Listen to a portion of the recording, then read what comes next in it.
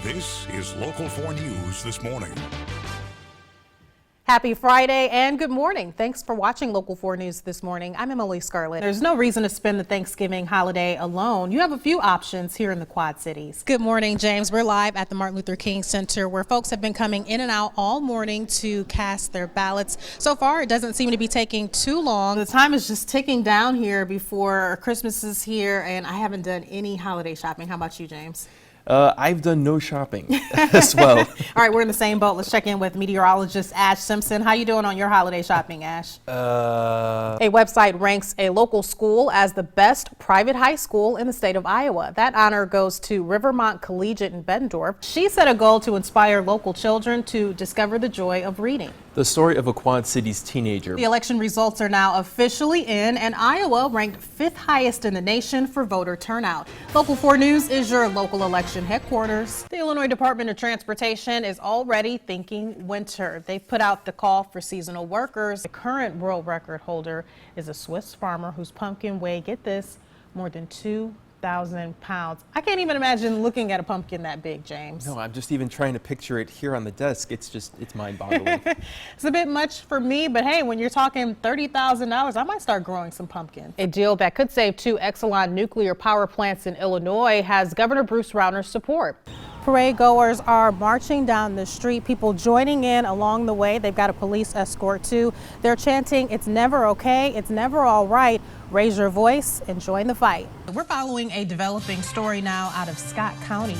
Here's a live look at I-80 where a fatal crash brought traffic to a stop this morning. Beautiful day yesterday. Yeah, and they were sounding pretty good too. Nice to see people so passionate about keeping that legacy alive. Let's check in with meteorologist Anthony Peoples. As James mentioned, it was a great day outside yesterday. Considered a party for your taste buds, Brouhaha is coming up this Saturday. So we're talking more than 150 different kinds of beer, right? Actually, we're approaching the 200 mark right now. Nice. This is a peanut butter wheat. While I sample more, we've got some information on your screens. We are live in the district, and as you can see, Rock the District is already being set up for their event tonight. Enjoy the tournament in style. The VIP tents provide a way for folks to get in out of the heat and enjoy a cool drink. I'm now sitting in an actual hiding hole for runaway slaves built in 1855. You can see there's barely any room to move. You can't stand, and it housed as many as 3 runaway slaves at a time for as many as 3 days. There's a reason they call this Rock Island. The ground holding the roots to these trees is so shallow. It's not long before they reach the bedrock, making it easier for them to uproot. You'll notice the same thing happened to this bigger tree behind us. This table is full of resources for survivors of sexual assault and those still suffering from abuse,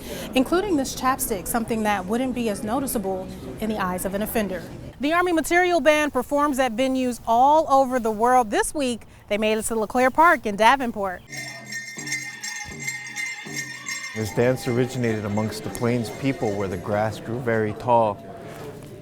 And these young men would be chosen to go out into these fields of tall prairie grass and stomp the grass down using their feet so they could have a gathering like we're having here today. Back then we didn't have John Deere lawnmowers. It's a powwow military style, honoring not only the culture but American Indians who have served, featuring ethnic foods and a tribal dance performance. The yarn is said to represent grass blowing in the wind. It's just one part of his colorful regalia, not to be confused with the costume. This is my native regalia or my outfit. We don't call it a costume.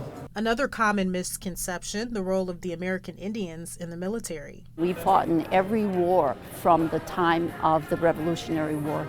And we have the highest number of people in the military of any ethnic group in the United States. One little known fact, despite their early involvement in American wars, American Indians were not granted U.S. citizenship until 1924. My parents were born and they weren't citizens of the United States. It wasn't until after World War I that this changed. I have 2 citizenships. I'm a citizen of my tribe and I'm a citizen of the United States. Giving Native Americans really 2 reasons to serve. Native warriors were the first to give themselves to defend their country because this was their land.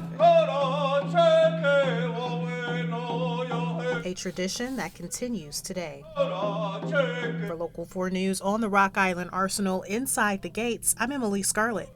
It's basically a machine shop in a box. Anything the soldier could want that's up to date and current, this unit supplies. The official name is a machinist working metal shop shelter, and it's designed to better equip our soldiers while in combat by allowing them to repair their gear and weapons on site. Otherwise, the parts that they would need to repair would have to be shipped to a different location to make those repairs, and we would have to wait for that part to come back to them. The Rock Island Arsenal offers the only full metal manufacturing facility in the entire Army, putting this first of its kind mobile machine shop in high demand. Each unit is equipped with advanced technology that can take an image of any part and create a new one. But from the outside, they look like your average storage shed. We just want them to blend in with everything that's there. The shelters are field ready and able to travel into combat zone anywhere in the world, saving our soldiers more than just time. Enhance mission readiness versus waiting for something to be shipped out and waiting for it to ship back in. You're talking substantial time savings and life savings. Reporting for Local 4 News on the Rock Island Arsenal inside the gates, I'm Emily Scarlett.